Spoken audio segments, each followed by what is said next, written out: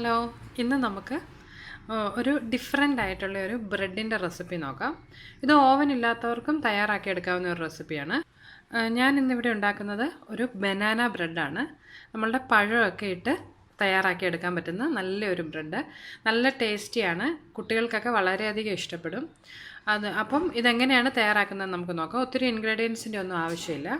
അപ്പോൾ ഇത് തയ്യാറാക്കുന്നതിന് മുമ്പ് ഞാനൊരു കാര്യം പറയാണ്. ഇതുവരെ നിങ്ങൾ എൻ്റെ യൂട്യൂബ് ചാനൽ സബ്സ്ക്രൈബ് ചെയ്തിട്ടില്ല എന്നുണ്ടെങ്കിൽ മറക്കാതെ സബ്സ്ക്രൈബ് ചെയ്യണം കേട്ടോ. സബ്സ്ക്രൈബ് ചെയ്തതിന് ശേഷം ആ ബെല്ലൈക്കൺ പ്രസ് ചെയ്യുകയാണെന്നുണ്ടെങ്കിൽ ഞാൻ അപ്ലോഡ് ചെയ്യുന്ന വീഡിയോകളുടെയൊക്കെ നോട്ടിഫിക്കേഷൻ നിങ്ങൾക്ക് ലഭിക്കും. അപ്പോൾ നമുക്ക് നല്ല ടേസ്റ്റി അതുപോലെ നല്ല സോഫ്റ്റും ആയിട്ടുള്ള ഈ ബ്രെഡ് എങ്ങനെയാണ് തയ്യാറാക്കുന്നതെന്ന് നോക്കിയിട്ട് വരാം.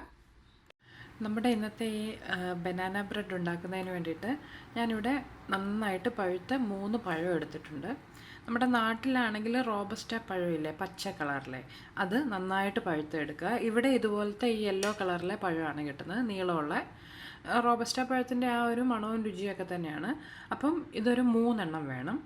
പിന്നെ അതുപോലെ ഇച്ചിരി വലിപ്പമുള്ളത് കേട്ടോ, തീരെ ചെറുതല്ല, കുറച്ച് വലിപ്പമുള്ള 3 റോബസ്റ്റ പഴം എടുക്കാൻ ശ്രമിക്കണം. പിന്നെ ഇതിലേക്ക് ചേർക്കുന്നതിന് വേണ്ടിയിട്ട് ഒരു 1.25 കപ്പ് മൈദ എടുത്തിട്ടുണ്ട്. പിന്നെ ഒരു 1/2 കപ്പ് പഞ്ചസാര എടുത്തിട്ടുണ്ട്. മധുരം നിങ്ങൾക്ക് കുറച്ച് മതിയെന്നുണ്ടെങ്കിൽ പഞ്ചസാരയുടെ അളവ് കുറയ്ക്കാം. നമ്മുടെ പഴത്തിന് ഒരുവിധം മധുരമുണ്ട്, അപ്പോൾ ഞാനൊരു 1/2 കപ്പ് പഞ്ചസാരയും കൂടി എടുത്തിട്ടുള്ളൂ. നമ്മളുടെ ഈ ബനാന ബ്രെഡ് എന്ന് പറഞ്ഞാൽ സാധാരണ നമ്മൾ കഴിക്കുന്ന മിൽക്ക് ബ്രെഡ് ഒന്നും പോലെയല്ല, കുറച്ച് മധുരമുള്ള ഒരു ബ്രെഡാണ് കേട്ടോ. അതുകൊണ്ടാണ് ഒരു 1/2 കപ്പ് പഞ്ചസാര എടുത്തിട്ടുള്ളത്. പിന്നെ ഇതിലേക്ക് 2 മുട്ട വേണം.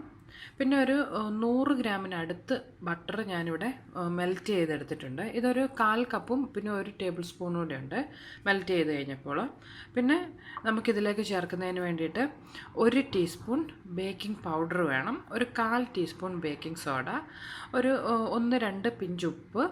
പിന്നെ ഞാൻ ഒരു നല്ലൊരു മണം കിട്ടുന്നതിന് വേണ്ടിയിട്ട്, മണവും ആ ഒരു നല്ല ഫ്ലേവർ കിട്ടുന്നതിന് വേണ്ടിയിട്ട് കുറച്ച് നമ്മുടെ കറുവാപ്പട്ട പൊടിച്ചെടുത്തിട്ടുണ്ട്. അതൊരു 1/2 ടീസ്പൂണോളം ഉണ്ട്. പിന്നെ ഒരല്പം വാനില എസൻസ് വേണം, ഏകദേശം ഒരു 1 ടീസ്പൂണിനടുത്ത് വാനില എസൻസ് വേണം. അപ്പോൾ ഇത്രയും ഇൻഗ്രീഡിയൻസ് വെച്ച് നമ്മുടെ ഇന്നത്തെ ഈ ബനാന ബ്രെഡ് തയ്യാറാക്കുന്നത് എങ്ങനെയാണെന്ന് നമുക്കൊന്ന് നോക്കാം. ആദ്യം തന്നെ നമ്മൾ ആ എടുത്ത് വെച്ചിട്ടുള്ള 3 പഴവും നമുക്കൊന്ന് നന്നായിട്ട് ഉടച്ചെടുക്കണം. ഇതുപോലെ ഒരു ഫോർക്ക് വെച്ച് നന്നായിട്ടൊന്ന് ഉടച്ചെടുത്താൽ മതി. നിങ്ങൾക്ക് വേണമെങ്കിൽ മിക്സിയുടെ ജാറിലിട്ടാണേലും ഇത് ഉടച്ചെടുക്കാം, പക്ഷേ ചിലപ്പോൾ അതങ്ങ് വല്ലാതെ നീണ്ടു പോവും, വെള്ളം പോലെ ആയിപ്പോവും. നമുക്കിത് കുറച്ചൊരു തിക്കായിട്ടാണ് വേണ്ടത്. അതുകൊണ്ട് ഞാനിതുപോലെ ഒരു ഫോർക്ക് വെച്ച് നന്നായിട്ടൊന്ന് മാഷ് ചെയ്തെടുക്കുകയാണ്. പിന്നെ നന്നായിട്ട് പഴുത്ത പഴം എടുക്കാൻ പ്രത്യേകം ശ്രദ്ധിക്കണം കേട്ടോ. ഇതിപ്പോൾ ഞാനിവിടെ ഇതുപോലെ ഫോർക്ക് വെച്ച് ഒന്ന് ഉടച്ചെടുത്തിട്ടുണ്ട്. ഇതിലേക്ക് നമ്മൾ ആ എടുത്ത് വെച്ചിട്ടുള്ള പഞ്ചസാര നമുക്കൊന്ന് ചേർത്ത് നന്നായിട്ട് മിക്സ് ചെയ്യാം. അപ്പോൾ ഇത് കുറച്ചുകൂടി ഒന്ന് ലൂസായിട്ട് കിട്ടും. ഈ പഞ്ചസാരയും ആ പഴത്തിൻ്റെ നനവും കൂടെ ചേർന്ന് കുറച്ചുകൂടി ഒന്ന് ലൂസായിട്ട് കിട്ടും. കണ്ടു, ഇതിപ്പോൾ ഒരുവിധം നന്നായിട്ട് ലൂസായി വന്നിട്ടുണ്ട്. നമ്മൾ ചേർത്തിട്ടുള്ള പഞ്ചസാര ഒന്ന് അലിയുന്നിടം വരെ നന്നായിട്ട് മിക്സ് ചെയ്ത് കൊടുക്കുക. പിന്നെ ഈ സമയം നിങ്ങളിപ്പോൾ ഓവനിലാണ് തയ്യാറാക്കുന്നതെന്നുണ്ടെങ്കിൽ ഓവൻ ഒരു 180 ഡിഗ്രിയിൽ പ്രീഹീറ്റ് ചെയ്യാൻ വെക്കണം. ഞാനിന്നത് ഓവനിലല്ല, നമ്മുടെ സ്റ്റൗ ടോപ്പിൽ കുറച്ച് വലിയൊരു പാൻ വെച്ച് അതിനകത്താണ് ഈ ഇതുണ്ടാക്കുന്നതിൻ്റെ ട്രേ ഇറക്കി വെക്കുന്നത്. അപ്പോൾ ഇതിൻ്റെ സെറ്റിങ്സൊക്കെ ഞാൻ പറഞ്ഞിട്ടുണ്ടെങ്കിലും ഒരിക്കൽ കൂടി പറയുവാണ്. കുറച്ച് വലിയൊരു പാൻ വെച്ച് അതിൻ്റെ ഉള്ളിൽ ഞാനൊരല്പം ഉപ്പ് ഇട്ട് കൊടുത്ത് അതിൻ്റെ മുകളിൽ ഒരു അടപ്പ് പാത്രം വെച്ചിട്ടുണ്ട്. ഇപ്പോൾ ഞാൻ ആ പാന് അടച്ചു വെച്ച് ഹൈ ഫ്ലെയിമിൽ ഒരു 10 മിനിറ്റ് ചൂടാകാൻ വെച്ചിട്ടുണ്ട്. നമ്മൾ ഈ ബാറ്ററെല്ലാം തയ്യാറാക്കി വരുമ്പോൾ അത് നന്നായിട്ട് ചൂടായിട്ടിരിക്കും. ഇതിപ്പോൾ ഇവിടെ നന്നായിട്ട് പഞ്ചസാര അലിയുന്നത് വരെ ഞാനൊന്ന് മിക്സ് ചെയ്തെടുത്തിട്ടുണ്ട്. ഇതിപ്പോൾ നല്ല ഒരു ലിക്വിഡ് പോലെ ആയിട്ടുണ്ട്. ഇതിലേക്ക് നമ്മൾ എടുത്ത് വെച്ചിട്ടുള്ള 2 മുട്ട ചെറുതായിട്ടൊന്ന് ബീറ്റ് ചെയ്ത് അതുകൂടി നമുക്കൊന്ന് ചേർത്ത് കൊടുക്കാം. നന്നായിട്ടൊന്ന് യോജിപ്പിച്ചെടുക്കണം. അടുത്തതായിട്ട് നമ്മൾ ആ ഉരുക്കി വെച്ചിട്ടുള്ള ബട്ടർ കൂടി ഇതിലേക്ക് ചേർക്കണം. ഈ ബട്ടർ ഉരുക്കിയതിന് ശേഷം തണുത്ത് കഴിഞ്ഞേ ഇതിലേക്ക് ചേർക്കാവുള്ളൂ കേട്ടോ, അല്ലാതെ ചൂടോടുകൂടി ചേർക്കരുത്. ഇതും ഒന്ന് നന്നായിട്ട് ഈ മിക്സുമായിട്ട് യോജിപ്പിച്ചെടുക്കാം.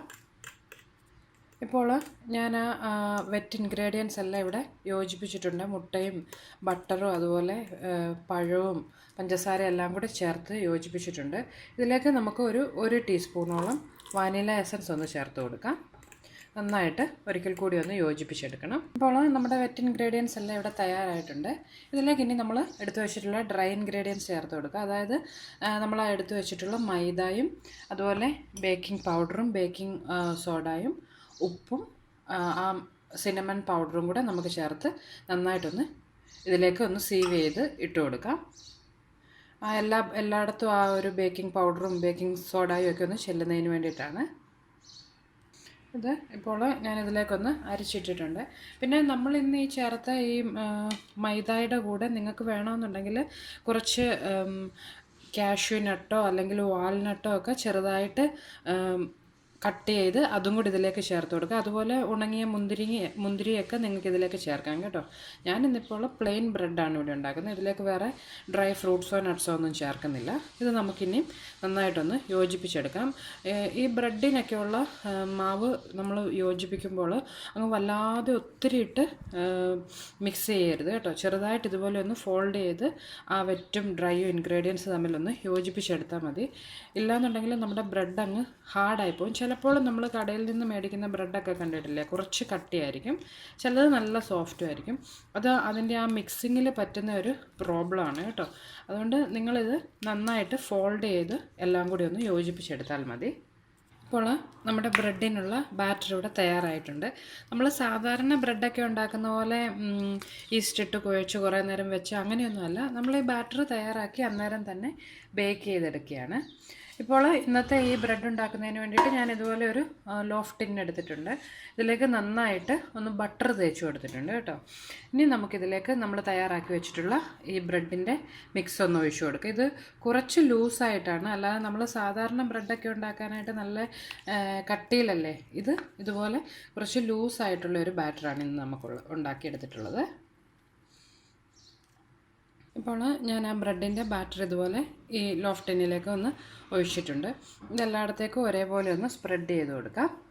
ഇത് ഒന്ന് രണ്ട് തവണ ഇതുപോലെ ഒന്ന് ടാപ്പ് ചെയ്ത് കൊടുക്കാം. നല്ല എയറോ ഒക്കെ ഉണ്ടെങ്കിൽ ഒന്ന് പോകുന്നതിന് വേണ്ടിയിട്ടാണ്. ഇതിനെ നമുക്ക് നന്നായിട്ട് ചൂടായിട്ടുള്ള നമ്മുടെ പാനിലേക്ക് ഇറക്കി വെച്ച് ബേക്ക് ചെയ്തെടുക്കാം. നിങ്ങൾ ഓവനിലാണ് ചെയ്യുന്നതെന്നുണ്ടെങ്കിൽ 180 ഡിഗ്രിയിൽ ഓൾറെഡി നമ്മളൊരു 10 മിനിറ്റ് ഇപ്പോൾ അത് പ്രീ ഹീറ്റ് ചെയ്ത് വെച്ചിട്ടുണ്ടാവുമല്ലോ. ആ ഓവനിലേക്ക് വെച്ച് 180 ഡിഗ്രി തന്നെ, അതായത് 350 ഡിഗ്രി സെൽഷ്യസ് 350 ഡിഗ്രി ഫാരൻഹീറ്റിൽ ഒരു മണിക്കൂറോളം, ഒരു 55 to 60 മിനിറ്റ്സ് നിങ്ങൾ ബേക്ക് ചെയ്തെടുക്കണം. നമ്മളിപ്പോൾ ഇത് സ്റ്റൗ ടോപ്പിൽ ചെയ്യുന്നത് കൊണ്ട് ഇത് ആ പാനിലേക്ക് നമുക്ക് ആദ്യം ഒന്ന് ഇറക്കി വെക്കാം. ഇപ്പോൾ നമ്മുടെ സ്റ്റൗ ടോപ്പിൽ വെച്ചിട്ടുള്ള പാന് ഞാനൊരു 10 മിനിറ്റോളം ഇപ്പോൾ ഇത് ഹൈ ഫ്ലെയിമിൽ നന്നായിട്ട് ചൂടാക്കി എടുത്തിട്ടുണ്ട്. ഇതിലേക്ക് നമ്മൾ തയ്യാറാക്കി വെച്ചിട്ടുള്ള ആ ബ്രെഡിൻ്റെ ലോഫ് ടിൻ നമുക്കൊന്ന് ഇറക്കി വെക്കാം. അതിന് മുമ്പ് ഇത് കണ്ടു, ഇതുപോലെ കുറച്ച് ഉപ്പൊക്കെ ഇട്ട് അതിൻ്റെ മുകളിലൊരു പഴയ അടപ്പ് പാത്രം വെച്ചിട്ടുണ്ട്. നിങ്ങൾക്ക് ഉപ്പിന് പകരം നന്നായിട്ട് പൊടിയായിട്ടുള്ള മണലാണെങ്കിലും ഇതിലേക്ക് ഇട്ട് കൊടുക്കാം കേട്ടോ.